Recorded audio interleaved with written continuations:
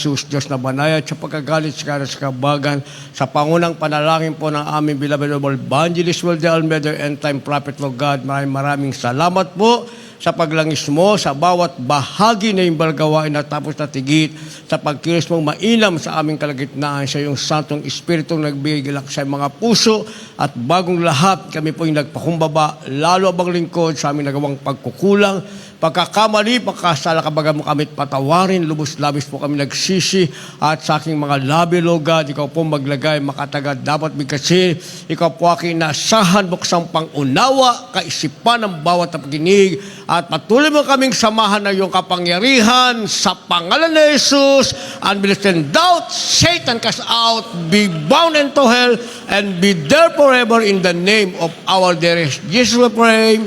Amen and amen. Everybody say, praise the Lord.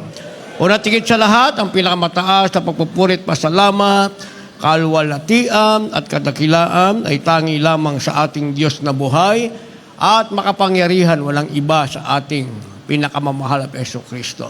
At ako po'y nagpaabot ng dobleng paggalang sa ating pong beloved Evangelist Will de Almeida, the End Time Prophet of our loving God, at patuloy pong ating pag-alala kailanman ay hindi natin malilimutan ang mga turo at aral na iniwan ng ating beloved Almastan Pastor, our beloved Mama Dear.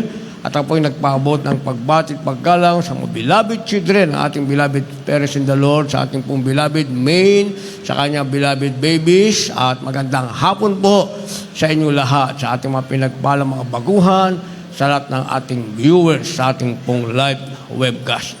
Ating tatalakayin sa araw na ito, nasa ating monitor, doing good for God, paggawa ng mabuti para sa Diyos. Doing good for God o paggawa ng mabuti para sa Diyos. Kindly sa ating beloved Bible readers.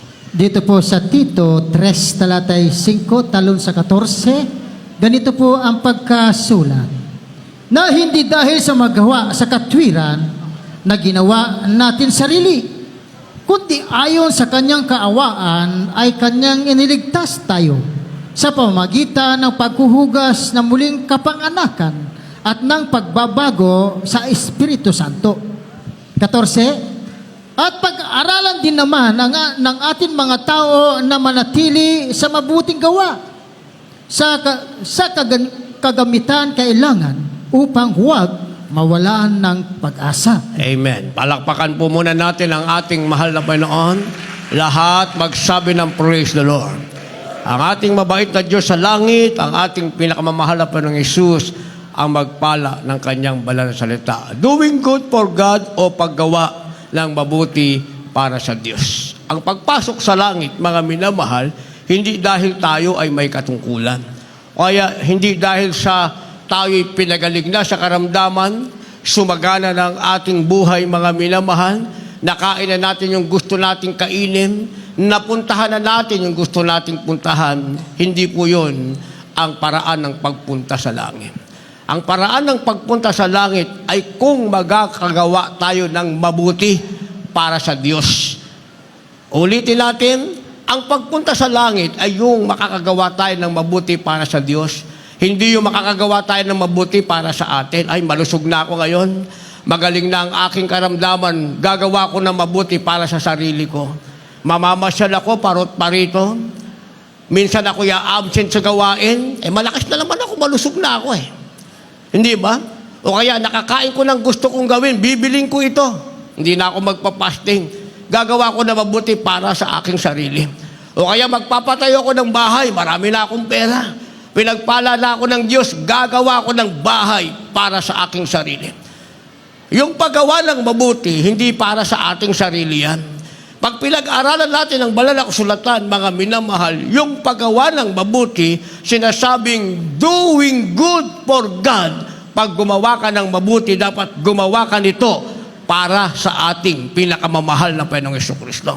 Kaya hindi tayo gumagawa, mga minamahal, yung merong nakakakita. Kapag may nakakita sa atin, mga minamahal, masiglang-masigla tayo. Pero pagka tayo na lang, mga minamahal, bago matapos yung ating gagawin, ubos na isang buong araw, wala pa tayong nagagawa. O kaya, andyan na mismo tayo. Tayo na naka-duty dyan.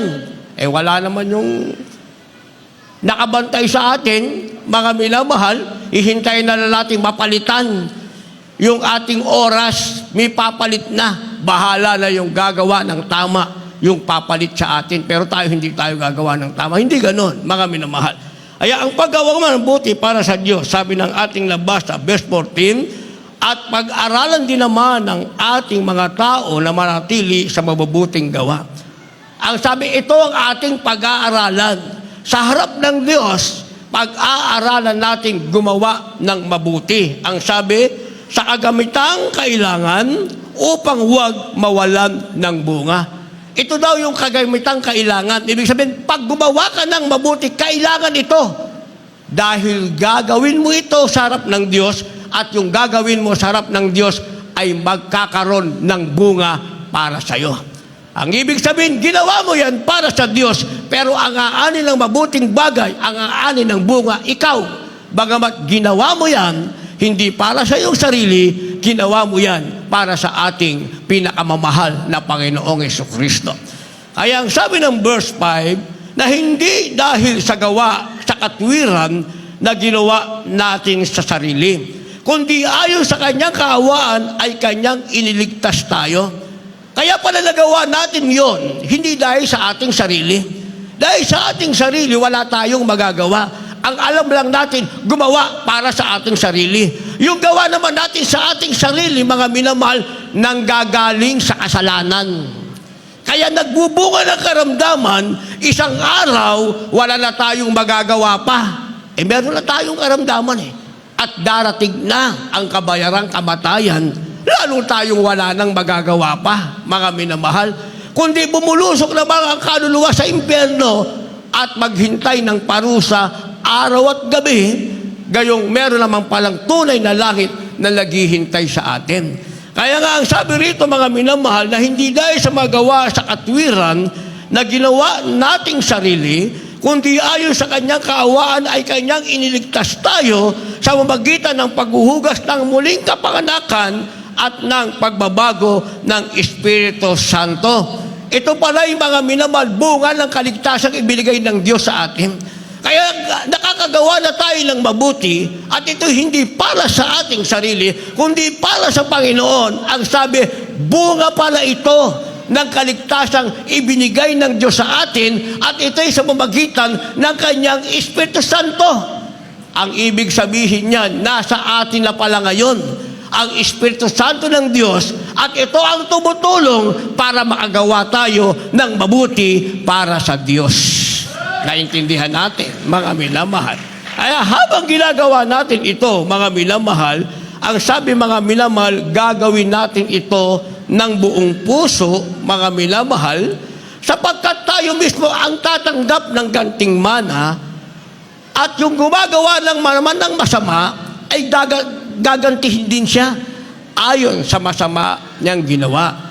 Kaya sinasabing God sees you. Sa Tagalog, nakikita ka ng Diyos. Gumawa ka ng mabuti, nakikita ka ng Diyos. Gumawa ka ng masama, nakikita ka ng Diyos. Mabuti at masamang iyong gagawin, merong nakakakita sa iyo. Walang iba, ang Diyos sa langit, ang ating pinakamamahal na Panginoong Jesucristo. Basa. Dito po sa Colosas, Kabanata 3, sa talata po ay 17, talon sa 23 hanggang 25. Sa 17, at ano ang inyong ginagawa sa salita o sa gawa? Gawin ninyong lahat sa pangalan ng Panginoong Hesus na nagpapasalamat kayo sa Diyos sa pamamagitan niya. Sa 23, ano ang inyong ginagawa ay inyong gawin ng buong puso na gaya ng sa Panginoon at hindi sa mga tao. Sa 24, yamang inyong nalalaman na sa Panginoon ay tatanggapin ninyo ang ganting mana sapagkat naglilingkod kayo sa Panginoong Hesukristo. Sa 25, sapagkat ang gumagawa ng masama ay tatanggap ng ayon sa masama na kanyang ginawa at walang itinatanging mga tao. Palakpakan po natin ang ating mahal na Panginoon. Lahat magsabi ng praise the Lord. Amen? Ang sabi, God sees you. Nakikita ka ng Diyos, mga minamahal. Kaya minsan, nakalimutan natin may Diyos palang nakatingin sa atin, mga minamahal. Ako, hindi ko makakalimutan Kasi every Monday nga noon, sa panahon ng ating beloved Honorable Perez in the Lord, our beloved Honorable Evangelist Will de Almeida, the end-time prophet of our loving God, our beloved Albastan Pastor, our beloved Mama Dear, noon, every Monday ang meeting namin. Pero merong isang salitang palaging bibitawan ng ating beloved Mama Dear. Laging niyang sinasabi, isang araw, wala na kami sa harapan niyo. Pero ang gumawa ng aming sinasabi sa inyo, kahit saan siya maparoon, pagpapalain siya ng mahal na Panginoon. Ako nakita ko yun, mga minamahal. Ako sasabihin ko, pinagpala ako ng mahal na Panginoon. Kahit saan akong maparoon, sasabihin ko, pinagpala ako ng mahal na Panginoon. Sasabihin ko, hindi ako pinagkulang ng Diyos mula sa pagpapalang physical. Ketong kung gumaling, malapit na September 27. Kasi halos katapusan na ng July. Mga minamahal, July, August, September 27, 35 years na ako sa mahal na Panginoon. Sasabihin kong pinagpala ko kasi yung ketong na umalis sa akin kailanman hindi na ibinalik ng ating mahal na Panginoon. By faith hanggang rapture. Ikumpara mo naman sa ibang binalik, balikan na lang ng karamdaman. Kaya sasabihin kong na-enjoy ko ang aking buhay, mga minamahal. Yung pangarap ng iba kung saan-saan mapunta na bansa, pangarap lang nila yon, mga minamahal, sa airport pa lang na-upload na. O hindi ba? Tumanda na lang kami pag ganun-ganun sa ibang bansa para puntahan yung gawain ng ating mahal na Panginoon, hindi para mamasyal. Kaya gumagawa tayo para sa Panginoon. Gumagawa tayo, hindi dahil may nakakakita sa atin. Gumagawa tayo para sa Panginoon dahil nakikita ka ng Panginoon. Kaya sabi ng ating nabasa, verse 17, ano mang inyong ginagawa sa salita o sa gawa, gawin niyong lahat sa pangalan ng Panginoong Hesus na nagpapasalamat sa Diyos sa pamamagitan niya.